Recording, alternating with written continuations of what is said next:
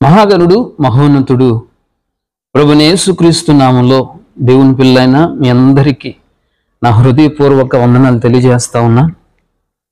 అజయ్ బాబు గారి యూట్యూబర్స్, అంతేకాదు వారి అభిమానులు, వారిని ప్రేమించేవారు, వారికి అండగా నిలబడిన వారికి ప్రభువైన యేసుక్రీస్తు నామములో వందనాలు తెలియజేస్తా ఉన్నాను. మీరు భయపడకండి. అజయ్ బాబు గారిని అరెస్ట్ చేశారని మన ప్రపంచంలో ఉన్న క్రైస్తవులందరికీ విషయం తెలుసు.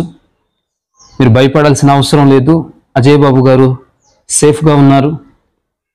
వారు 1 గంట క్రితం నాతో మాట్లాడటం జరిగింది. ఏది ఏమైనా మీరు భయపడకండి, మన క్రైస్తవ సమాజానికి చెప్పండి అని మరి నాతో చెప్పడం జరిగింది. అందునిమిత్తమై నేను వీడియో మేము చేయటం జరుగుతూ ఉంది. దేవుని పిల్లారా, వారి క్షేమం కోసం ప్రార్థన చేయండి. హైకోర్టులో వారు ఉన్నారని సమాచారం మాకు అందింది. వారి కోసం మీరు ప్రత్యేకంగా ప్రార్థన చేస్తున్నందుకు సంఘాల్లో ఎంతోమంది ఫోన్ కాల్స్, అజయ్ బాబు గారి ఫోన్ నా దగ్గర ఉంది. మరి ఆయన తీసుకెళ్లేటప్పుడు పర్సనల్ ఫోన్ ఒకటి తీసుకెళ్లారు. అది స్విచ్ ఆఫ్లో ఉంది. ఈ ఫోను మరి నా దగ్గర ఉంది. ఎంతోమంది అజయ్ బాబు గారిని ప్రేమించేవారు ఫోన్ చేస్తూ ఉన్నారు. కొన్ని ఫోన్లు మరి లిఫ్ట్ చేయటం కుదరట్లేదు, మమ్మల్ని క్షమించండి. కానీ మీకు చెప్పే విషయం ఒకటే, అజయ్ బాబు గారు సేఫ్గా ఉన్నారని నేను మన క్రైస్తవులందరికీ, ప్రపంచంలో ఉన్న తెలుగు క్రైస్తవులందరికీ నేను ప్రభువు పేరిట తెలియజేస్తూ ఉన్నాను.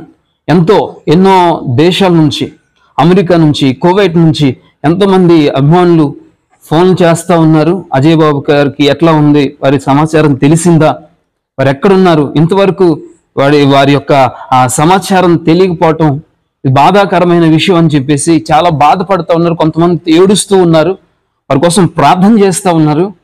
నేను ప్రభువు పేరిట మీ అందరికీ వందనాలు తెలియజేస్తూ ఉన్నాను. మీరు ప్రార్థిస్తున్నారు. దేవుడు గొప్ప విజయాన్ని తప్పకుండా ఇస్తాడు. త్వరలోనే వారు బయటికి రావడానికి దేవుడు కృప చూపిస్తూ ఉన్నారు. ఎన్ని శక్తులు అజయ్ బాబు గారి మీద దాడి చేసిన అజయ్ బాబు గారిని ఏమి చేయలేవని నేను బలంగా నమ్ముతూ ఉన్నాను. ఎందుకంటే ఆ దైవజనుల పట్ల దేవుని కృప అధికంగా ఉందని నేను నమ్ముతూ ఉన్నాను. కాబట్టి దేవుని పిల్లారా, ఈ విషయాన్ని మీరు గమనించి మీరు ఆందోళన చెందాల్సిన అవసరం లేదు.